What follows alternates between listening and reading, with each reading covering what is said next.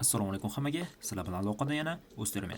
Xo'p, bugun tanishib o'tadigan narsamiz sizlar bilan Eternal Blue zaifligi haqida gaplashib o'tamiz. Eternal Blue qanaqa zaiflik desanglar, Eternal Blue bu SMB protokoli yordamida ishlaydigan Remote Code Execution zaifligini keltirib chiqargan zaiflik hisoblanadi. Ya'ni 0 kun zaifligi hisoblanadi. Bu 2017-yilda juda ham mashhur bo'lgan va WannaCry ransomware virusi aynan SMB protokoli orqali ishlaydigan Eternal Blue zaifligidan foydalanib boshqa kompyuterlarga yuqib, aytaylik, hamma narsani, hamma kompyuterimizdagi barcha fayllarni shifrlab qo'ygan. Endi bu zaiflik haqida gaplashib o'tadigan bo'lsak, endi bu yerda nomi Eternal Blue. Aytaylik, bu narsa bu zaiflik aniqroq aytadigan bo'lsak, National Security Agency, ya'ni NSA tomonidan ishlab chiqarilgan zerada hisoblanadi. Birinchi bo'lib 2017-yilda bu aynan NSA tomonidan aniqlangan va keyinchalik publikka chiqarilgan. Bu zaiflikdan xakerlar juda ham aytaylik, yomon maqsadlarda foydalangan, xususan APTlar, ya'ni juda ham keng foydalangan. Masalan aytaylik, bu ikkinchi nomi CV 2017-01-44 nomi bilan ham mashhur. Ya'ni bu publikka chiqqandan keyin Windows publishga, ya'ni bu zaiflikni yopgandan keyingi nomi shu nom bilan atalgan. SMB versiya 1, ya'ni SMB versiya 1 protokoli yordamida ishlagan. Bundan tashqari Windows Vista, Windows 7, Windows 8.1, Windows 10, Windows Server 2008, Windows 2008 R2, Windows Server 2012, Windows Server 2012 R2, Windows Server 2016 da ham daji ishlagan bu narsa. Undan tashqari bu narsadan rus hakerlariga,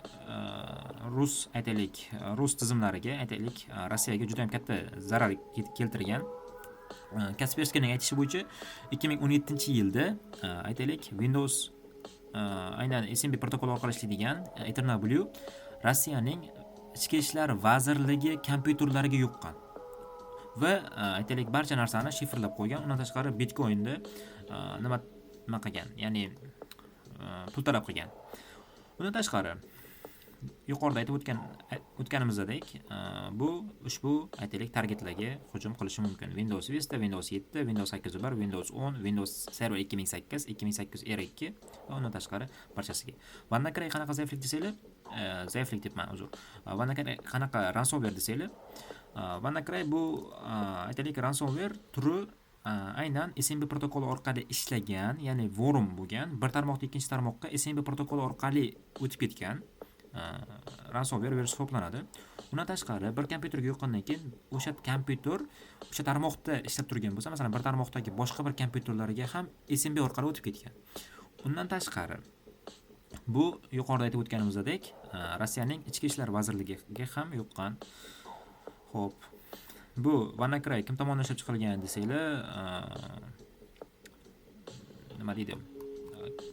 Shimoliy Koreyaning Lazarus hakerlik guruhi, ya'ni APT guruhi tomonidan ishlab chiqilgan bu virus turi. Endi xo'p, demak bilib oldik. Ya'ni aytaylik, mana bu yerda ishlash tartibi keltirilgan. Ya'ni umuman type worm tipiga kiradi. Nimaga desanglar, bu aynan wormlar shunaqa narsalarki, viruslarki, aynan bir tarmoqdan ikkinchi tarmoqqa zaiflik orqali o'tib ketib qoladi. Aynan qanaqa zaiflik desanglar, masalan, SMB protokoli yordamida ishlaydigan Eternal Blue zaifligi. Turi aytaylik ransomware va uni ishlab chiqargan ransomware Shimoliy Koreyaning aynan Lazarus guruhiga tegishli bo'lgan. Rasmini ko'rishimiz mumkin buni. Shunaqa oyna chiqargan. Ana endi ikkinchi nomi aytgandek, publish qilingandan keyingi nomi CV 2017-01-44 bo'lgan. Aytaylik, CVCCdagi kalkulyatordagi leveli 9.3, high levelda o'zi bu juda ham katta degani. Ko'rishimiz mumkin. Bu yerda ham CVCC 9.3, CVCC 2.0 da aynan. Bu aynan Microsoftning SMB versiya 1 Remote Code Execution zaifligi hisoblanadi. Xo'p. Men target sifatida buni sizlarga ko'rsatib berishim uchun Windows Server 2008 R2 Enterprise versiyasini tanladim. Aynan VHD formatini sizlar ham bu yerdan tanlab olishingiz mumkin. Microsoftning rasmiy saytida bu yuklab olasizlar. Xohlasa tashlab beraman sizlarga.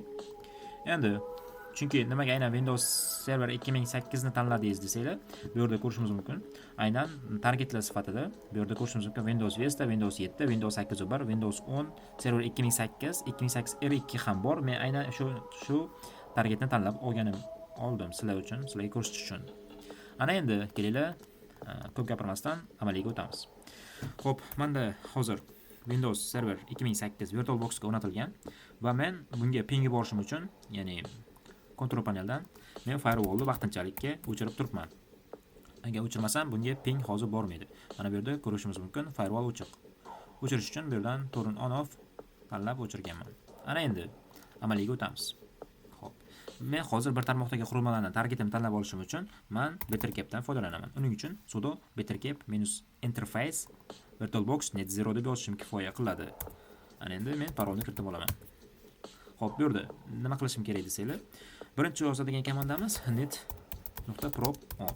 Nimaga netprop on desanglar, chunki netprop on komandasi bir tarmoqdagi qurilmalarni qidirishga yordam beradi. Qanaqa tarmoqda desanglar, qanaqa interfeysli tarmoq desanglar, VirtualBox net 0. Nimaga VirtualBox net 0 desanglar, aynan men hozir VirtualBoxda ekanligim uchun.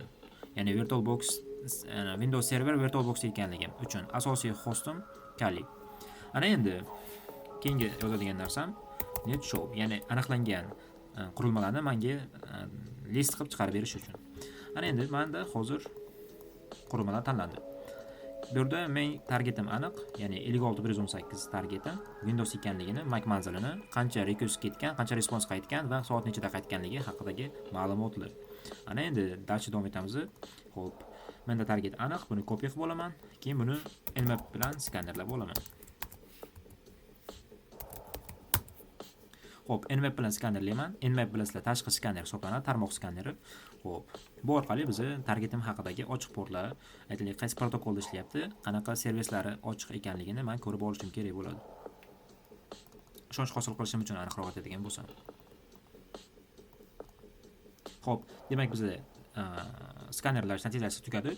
Ko'rishimiz mumkin 445 aynan ochiq ekanligini ko'rdim. Ya'ni 445 bu SMB protokoli orqali ishlaydigan port hisoblanadi. Ya'ni qanaqa SMB aynan protokol yordamida ishlaydi. Ushbu SMB yordamida. Demak, 445 ochiq. Men bunga hujum qilsam bo'ladi. Endi birinchi MSF konsolga kelib olaman. Nimaga MSF konsol? Chunki bu Metasploit framework. Uning konsolini ishga tushiraman va men hozir bunga targetimga hujum qilaman. Enter bosaman. Bizda Metasploit framework ishga tushdi. Demak, bu Metasploit frameworkda o'zining exploitlar ro'yxati bor. Bu yerda ko'rishimiz mumkin 2586 ta exploit bor va 1694 ta payload va 1319 ta auxiliary bor ko'rishimiz mumkin. Demak, men hujumga o'zi o'tdim. Ana endi Eternal Blue'ni qidirib olamiz. Nima uchun aynan Eternal Blue desanglar? Chunki yuqorida men tanishtirib o'tdim sizlarni Eternal Blue bilan qanaqa zaiflik ekanligini, birinchi bu NC tomonidan topilganligini aytib o'tdim. Demak, aynan SMB protokol yordamida ishlar ekan bu zaiflik. Exploit. Ana endi dalcha davom etamiz. Eternal Blue'ni men qidirib olaman. Burada exploitlar ro'yxatini ko'rishimiz mumkin. Aynan exploit 0 da qanaqa targetlarga yo'qishini ko'rsatib qo'ygan. Ya'ni targetim aytaylik Windows 7 bo'lishi mumkin. Windows Server 2008 R2, Windows 8, 8.1, Windows Server 2012, 10 Pro, 10 Pro Enterprise versiyalariga ham ta'sir qilar ekan bu exploitimiz. Demak, exploit 0 ni tanlab olaman. Uning uchun 100.0. Xo'p, menda payload tanlanmaganligini, default payload ushbu ekanligini aytyapti. Kelinglar tanlab olamiz. Set payload tanlandi. Ana endi men hujumni o'tishim uchun oldin men tanlab olishim kerak bo'lgan narsalar, aytaylik, optionslar. Uning uchun show optionsga boraman birinchi o'rinda. Optionslarni sozlab olishim kerak bo'ladi. Menda ko'rishim mumkinki rhost yo'q. Rhost yo'qligi uchun men rhostni qo'yib olaman avtomatik tarzda.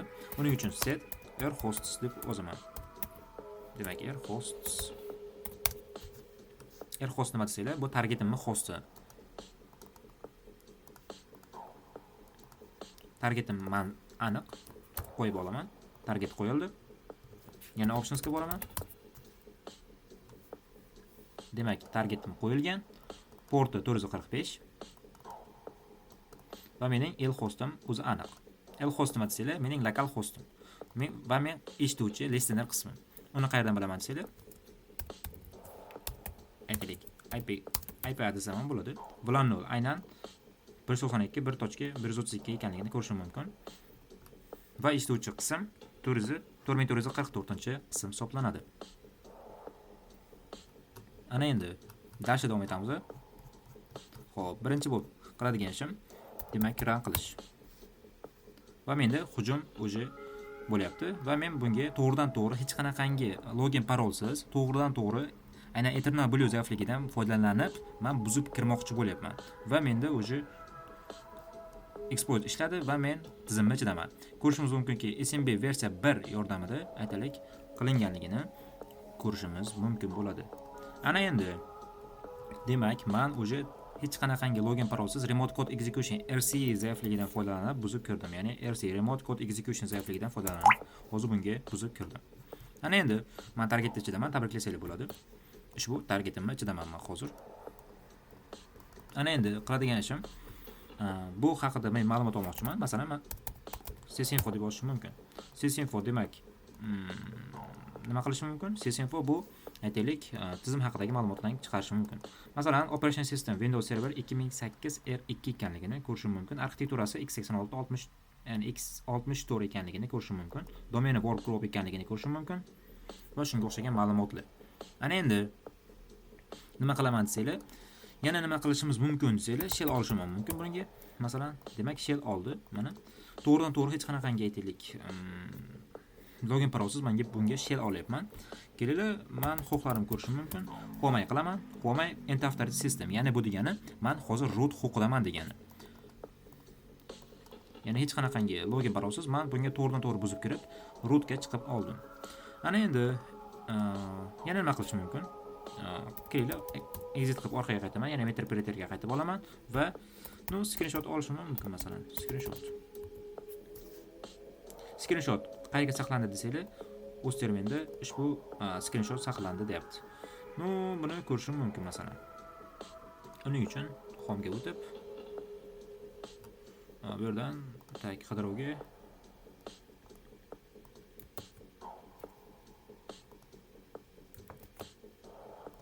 mana. Menda screenshot olib, hozir saqlab oldim o'zimga. Rostdan shunaqa edi. Ana endi, xo'p, darsga davom etamiz. Xo'p, yana nima qilishim mumkin? Men uni login parollarini, credential ma'lumotlarini bilishim kerak. Uning uchun nima qilaman? Ya'ni credential ma'lumotlar o'zi nima? Credential ma'lumotlar bu bizani login parollarimiz SAMda turadi va Elsasda ham turishi mumkin. O'shandan men hozir bundan dump olaman. Aynan SAMdan dump olib, uni kraklashim mumkin. Uning uchun hash dump deb yozaman. Ko'rishim mumkinki, administrator va GUISning aynan NTLM hashlarini men qo'lga kiritdim. NTLM nimaligini men o'tgan videoda ham chiqargan edim. NTLM bu bizani NTLM protokol debman, algoritmi yordamida bizani login parollarimizni servislar, dasturlar va boshqa xizmatlarga aynan NTLM orqali mening login parollarimni bir-biri bilan almashadigan algoritm edi. Kelinglar, kopiya qilib olaman. Aynan mana bu oxiridagi hashni. Bu hash aynan NTLM hash hisoblanadi. Uni kraklashim uchun menga Crackstation yordam beradi. Crackstation bu aynan hashlarni kraklash uchun ishlatiladigan veb-sayt hisoblanadi. Kelinglar, bundan o'tib olamiz. Tagbridge. Hop, crack hash deb yozaman. Bu yerga hashni tashladim va menda natijasi success bo'ldi. Buni hashini ko'rsatyapti.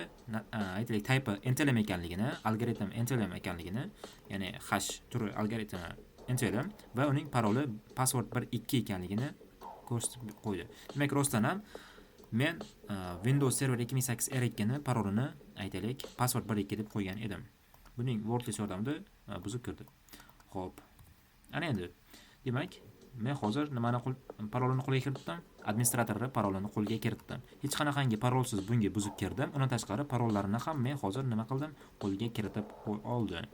Tizim haqidagi informatsiyalar, screenshotlar oldim. Undan tashqari boshqa imkoniyatlari ham bor. O'zingizlar bir tanishib chiqasizlar. Ko'rishimiz mumkin. Xo'p. Demak, biz maqsadga erishdik ham bo'ladi. Xo'p, endi bundan himoyalanish bo'yicha qo'llanma bor. Birinchi qiladigan ish bunga ping emasligi uchun firewall yo'qish kerak bo'ladi. Tizim administratorlariga bu eslatma. Demak, birinchi o'rinda har doim firewallni turini on qilish kerak bo'ladi. Okay. Yaxshi. Ikkinchi himoya esa featuredan SMB versiya 1 protokolini o'chirib qo'yish kerak bo'ladi. Qolgan hammasi joyida. Demak, sizlar bilan aloqada O'stirmen bo'ldi. Keyingi videoda ko'rishguncha hammaga xayr.